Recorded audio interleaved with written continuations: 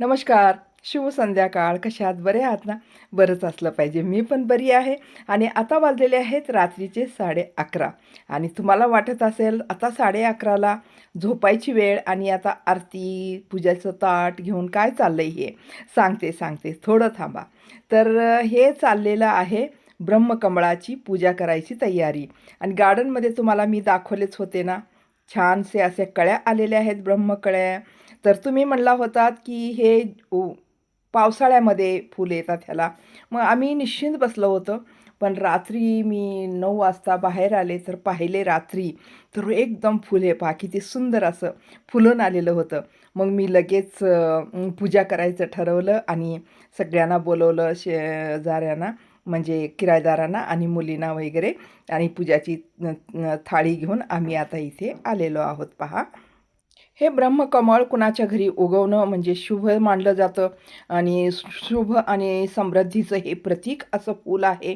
ब्रह्माला प्रिय असं फूल आणि त्यामुळं मग मी सगळ्यांना बोलवून पूजा करण्याचं ठरवलेलं आहे. पूजा चाललेली आहे. वर्षातून एकदाच हे फूल येतं आणि तेही रात्रीमध्येच उगवतं आणि जसं मग सूर्योदय व्हायला सुरू होतो, तसं ते फूल कोमेजून जातं. किती छान सृष्टीचं निर्माण आहे बघा प्रकृतीची. काय चमत्कार आहे पहा. सर्व फूल सकाळी उगवतात, तर एक ब्रह्मकमळ एकच फूल असतं, जे रात्री उगवतं. किती छान असं सूर्यासारखंच एकदम टवटवीत सुंदर असं फूल असतं हे. हिमालय पर्वतावर 1300-1700 फीट उंचावरती हे येणारं झाड आहे म्हणजे ब्रह्मकमळाचं. खूप सुंदर असं झाड, दुर्मिळ असं झाड आणि ह्याचे जे पानं असतात ना, त्या पानालाच फुलं लागतात.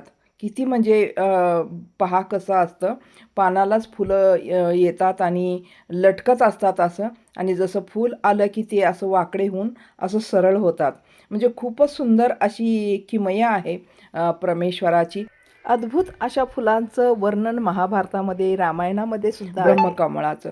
जेव्हा लक्ष्मणाला शक्ती लागलेली होती, संजीवनी बुटी आणली गेली हिमालय पर्वतावरून आणि त्यांना शक्ती आली, ते जीवित झाले. हनुमान जे संजीवनी आणले होते, तर नंतर ते जीवित झाल्यानंतर देवता लोक स्वर्गातून ह्याच फुलाचा वर्षाव केले होते आनंदाने, असे म्हणतात.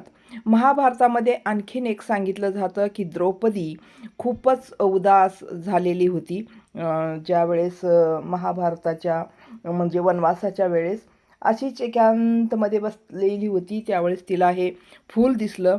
त्या फूल दिसल्यानंतर ती एकदम आनंदित झाली आणि भीमला सांगितली की असे फुलं मला आणखीन शोधून आणून दे. तर भीमने खूप तलाश करून खूप शोधून ह्या फुलं आणून द्रौपदीला दिले होते आणि त्यांचं दुःख नाहीसं झालं होतं हे फूल पाहून, असं म्हणतात.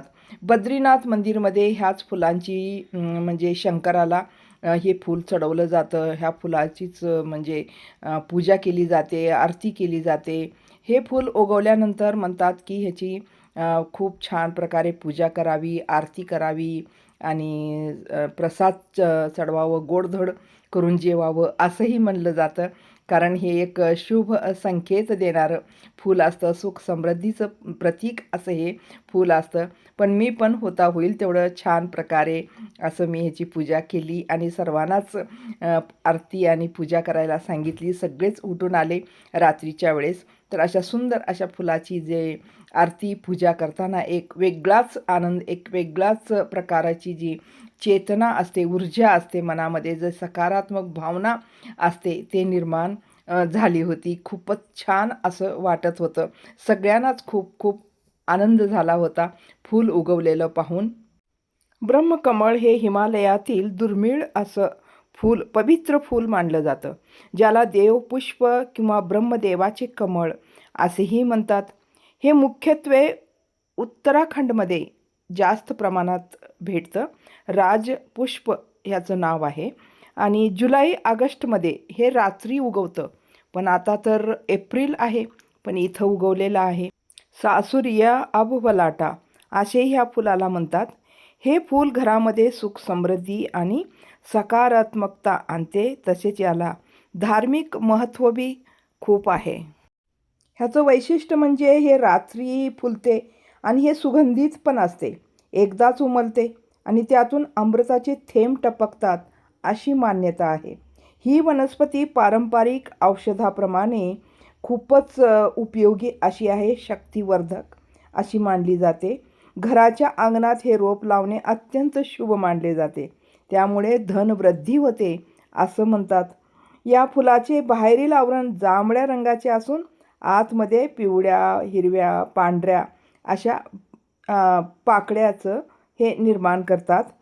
पण आमच्या असे वेगवेगळ्या प्रकाराचे असतात, पण आमच्या तरी तर पिवळ्या आणि पांढऱ्या अशा प्रकाराच्या ह्या कळ्या आहेत. पहा कसे सर्वजण खूप आनंदानं पूजा करत आहेत एकदम छान प्रकारे. बद्री केदारनाथच्या मंदिरात देवाला ब्रह्मकमळ वाहायची परंपरा आहे. त्यामुळंच याला देवपुष्पसुद्धा म्हणतात. सध्या हे फूल ना दुर्मिळ होत चाललेले आहे आणि फूल वाचवण्यासाठी या ब्रह्मकमळाच्या रोपाला संरक्षित रोप असं सुद्धा नाव दिलेलं आहे. हे फूल भारत, नेपाळ, भूतान, तिबेट ह्या प्रदेशामध्ये सुद्धा आढळतं असं म्हणतात. श्रावण महिन्याच्या वेळेस जुलै, ऑगस्ट ह्या वेळेस हे फूल येतं, दर्शन देतं असंही म्हणतात. पण आता हे आमच्यात तर आता आलेलं आहे.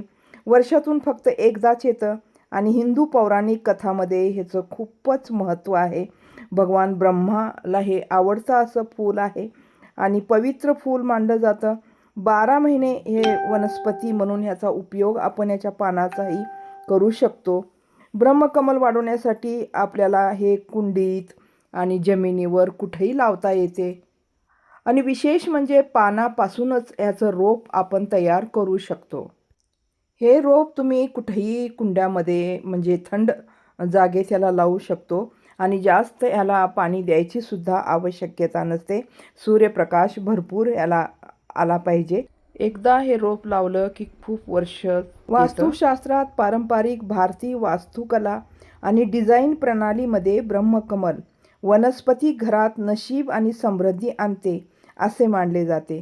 वास्तुशास्त्रानुसार ब्रह्मकमल वनस्पती घराच्या मध्यभागी लावावी, ज्याला ब्रह्मस्थान म्हणतात. घराच्या मध्यभागी पवित्र वनस्पती ठेवल्याने नकारात्मक ऊर्जा दूर राहते आणि भरपूर सकारात्मक ऊर्जा मिळते असे म्हणतात. ब्रह्मकमल एक औषधीप्रमाणे उपयोग याचा करू शकतो. तर हे पारंपरिकपणे दाह कमी करण्यासाठी आणि वेदना कमी करण्यासाठी याचा उपयोग केला जातो. ब्रह्मकमलामध्ये अँटीऑक्सिडंट्स भरपूर प्रमाणात असतात. हे रोगप्रतिकारक शक्ती वाढवण्यास मदत करू शकते, ज्यामुळे शरीराला संसर्ग रोगाशी लढण्यास मदत करते. या वनस्पतीचा वापर पारंपरिकपणे श्वसन आरोग्यास आधार देण्यासाठी केला जातो आणि दमा आणि ब्रांकायटिस सारख्या आजारासाठी उपयुक्त ठरू शकतो. हिंदू धर्मामध्ये हे आध्यात्मिक फूल मानलं जातं. ह्या फुलात इच्छा पूर्ण करण्याची आणि देवतेला अर्पण करणाऱ्यांना आशीर्वाद देण्याची शक्ती असल्याचे मानले जाते. तर असे सुंदर फूल तुम्ही पण बागेत वाढवण्याचा प्रयत्न करा. या सुंदर आणि अनोख्या प्रजातीचे जतन करण्याचा आनंद वेगळाच मिळेल. तर चला मग व्हिडिओला मी आताच इथंच थांबवते. माझी ही माहिती तुम्हाला ब्रह्मकमळाविषयी कशी वाटली नक्की सांगा. भेटू आपण आणखीन एका नवीन व्हिडिओमध्ये. तोपर्यंत धन्यवाद.